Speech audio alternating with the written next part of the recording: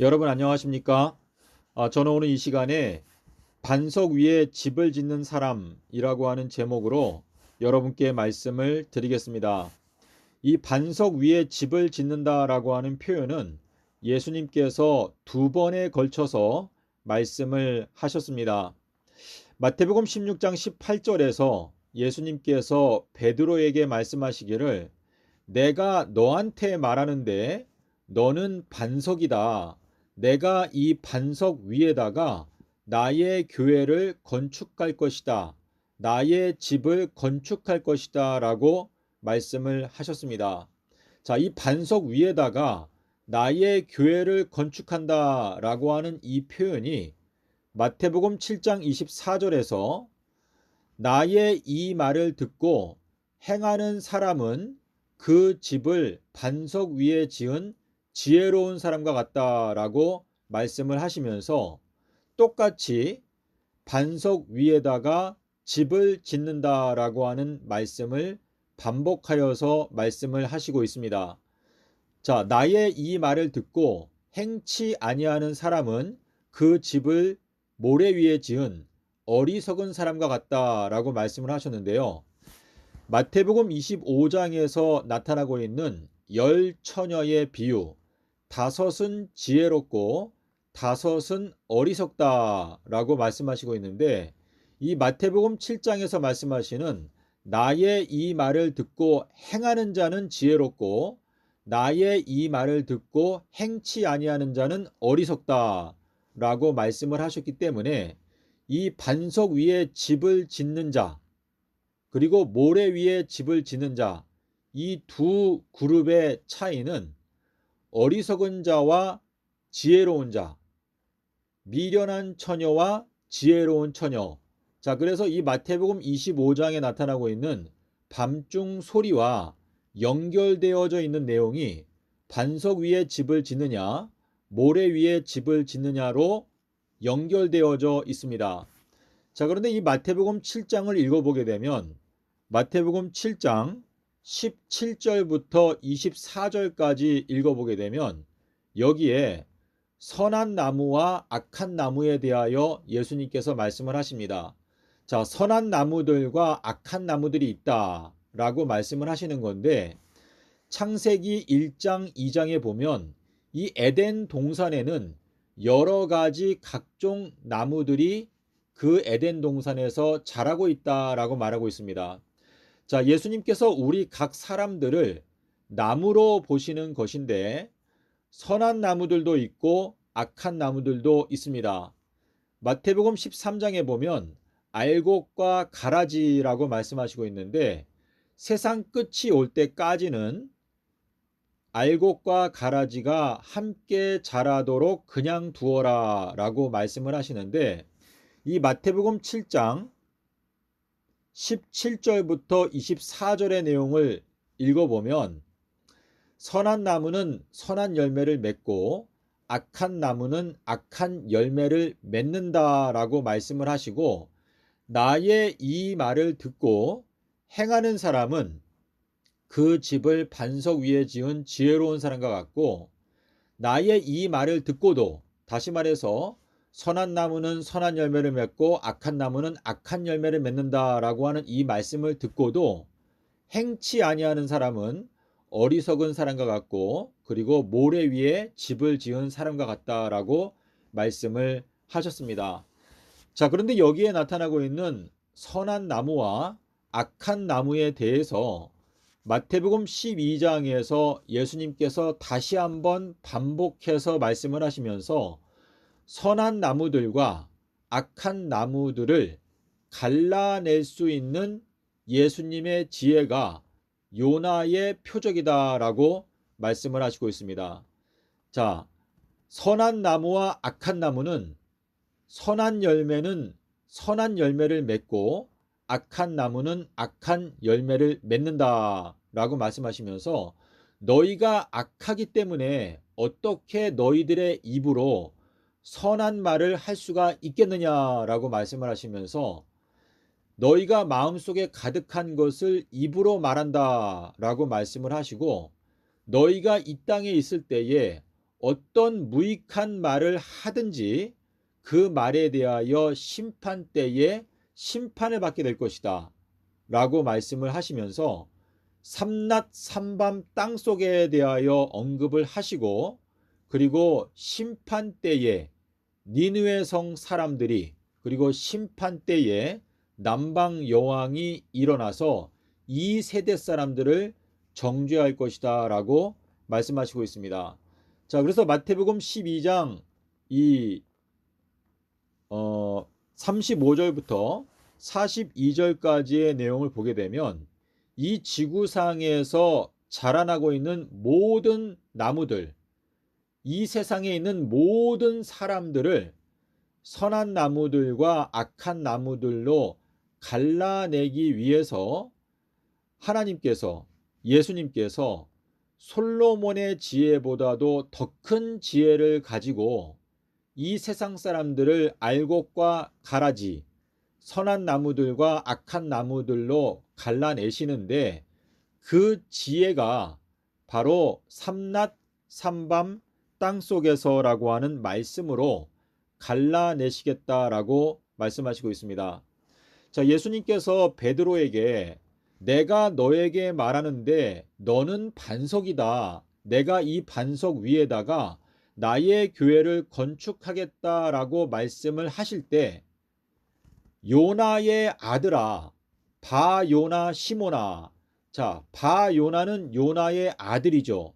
자, 그리고 시몬이라고 하는 것은 듣는다라고 하는 뜻인데, 계시록 1장 10절과 11절에서 내가 주의 날에 나팔 소리와 같은 큰 음성을 듣게 되었는데, 그 나팔 소리가 말씀하시기를 나는 알파와 오메가요 처음과 마지막이다 라고 말씀하시는 그 소리를 요한이 들었기 때문에 11절 12절에 가서 요한이 그 큰 나팔 소리에 대하여 자세하게 살펴보기 위해서 몸을 돌이켰을 때에 7 금촛대 가운데에 서 있는 인자를 발견하게 되었다라고 기록하고 있습니다.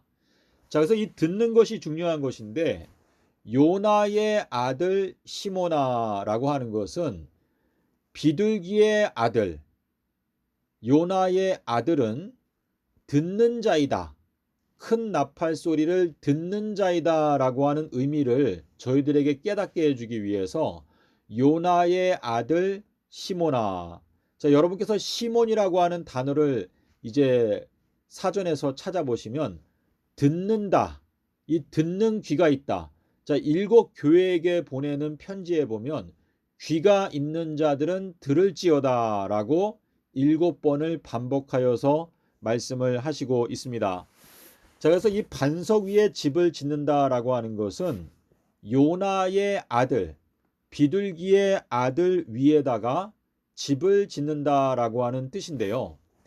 요한복음 1장 33절에서 하늘에서 비둘기의 성령이 내려와서 누구 위에든지 머물게 되는 것을 보거든 그 사람이 성령과 불로 침례를 주는 자인 것을 알아라 라고 말씀하셨는데, 예수님의 침례 사건을 보면 하늘에서 비둘기의 성령이 내려와서 예수님 위에 임하였습니다.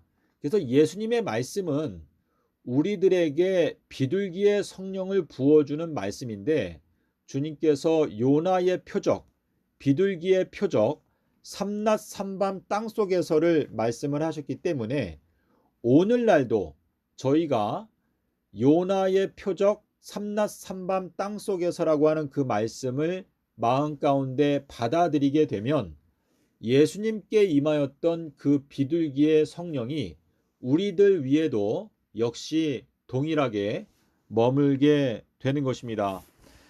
자, 이 엘리야, 침례 요한이 선한 열매 맺지 아니하는 나무마다 찍어서 불에 던지겠다라고 말했는데, 이 말씀은 마태복음 7장과 그리고 마태복음 16장 그리고 마태복음 12장에서 말씀하고 계시는 선한 나무는 선한 열매를 맺는다. 자, 선한 나무와 악한 나무가 있는데 선한 나무는 선한 열매를 맺는데 선한 열매를 맺지 아니하는 나무는 찍어서 불에 던지겠다. 자, 침례 요한이 AD 26년도에 도끼가 이미 나무 뿌리에 놓여 있다라고 말을 하면서 회개하지 아니하는 사람은, 회개하고 침례를 받지 아니하는 사람들은 전부 다 이제 도끼로 찍어서 불에 던지겠다라고 침례 요한이 경고를 하였는데요. 지금 현재 2024년인데 현 기독 교단을 풀무불에 불태우기 위해서 던져 넣게 되는 시점은 2026년도가 되겠습니다. 그래서 지금 가장 비극적이고 가장 불쌍하고 그리고 가장 시급한 이 단체가 현 기독교단인데 이 현 기독교단 안에 지혜로운 처녀들과 미련한 처녀들이 함께 섞여 있습니다. 그런데 이 지혜로운 처녀들과 미련한 처녀들, 반석 위에 집을 지은 자들과 모래 위에 집을 지은 자들, 선한 나무들과 악한 나무들을 갈라낼 수 있는 지혜는 솔로몬의 지혜보다도 더 큰 지혜, 삼낮 삼밤 땅속에서라고 하는 말씀으로 하나님께서 완벽하게 갈라내시겠다라고 말씀을 하셨기 때문에 이 삼낮 삼밤 땅속에서가 좌우의 날성 검인데 히브리서 4장 12절에서 말씀하시는 대로 하나님의 말씀은 좌우의 날성 검과 같아서 무릇 영과 혼과 골수를 찔러서 쪼개기까지 한다. 그리고 사람의 마음의 생각과 뜻을 감찰한다 라고 하는 말씀처럼 이 삼낮 삼밤 땅속에서를 믿고 받아들이는 자들은 지혜로운 자들, 반석 위에 집을 짓는 자들, 선한 나무들이라고 말씀을 하시고 있습니다. 자, 그래서 여러분께서 이 시대에 지혜로운 처녀들로 선택을 받기 원한다면 마태복음 12장 40절을 진정한 마음으로 살펴보시고 예수님께서 서기 30년 수요일에 십자가에서 죽으시고 일요일에 부활하신 이 진리의 말씀을 마음 가운데 확고하게 깨닫게 될 때까지 기도하시면서 말씀을 연구하시기를 바랍니다. 이 2024년도 오늘 새벽에 그 대한민국에 계엄령이 내렸는데요. 하나님께서 우리들의 마음을 일깨우기 위해서 여러 가지로 말씀하시고 있고 지금 이 세상에서는 평화가 점점 사라지고 있는 때에 살고 있습니다. 이 붉은 말이 나타났기 때문에 이 땅에서 평화를 제하여 버리고 있는데 예수님께서 나귀를 타고 너희들이 오늘날 평화, 살렘에 관한 것을 알았더라면 참 좋았을 텐데 너희들의 눈에 숨겨져 있는 상태이다 라고 말씀을 하셨는데요. 이 살렘이라고 하는 것은 새 예루살렘을 가리키는 것이고 예수님께서 3000년 동안 새 예루살렘을 건축하신다라고 하는 이 확고한 메시지를 깨닫기 위해서는 삼낮 삼밤 땅속에서 너희가 이 성전을 헐라 내가 3000년 동안에 다시 건축하겠다라고 하는 말씀을 깨닫게 되는 요나의 표적이 얼마나 중요한지 저희가 깨닫게 되는 것입니다. 이 대한민국에 평화가 사라지고 전쟁이 일어나고 내란이 일어나고 범죄가 급증하고 경제가 곤두박질 치는 가장 근본적인 원인은 한국 기독교단이 인자의 징조를 거절하고 받아들이지 않기 때문입니다. 주님께서 제가 지난번에 한번 보여드렸는데요.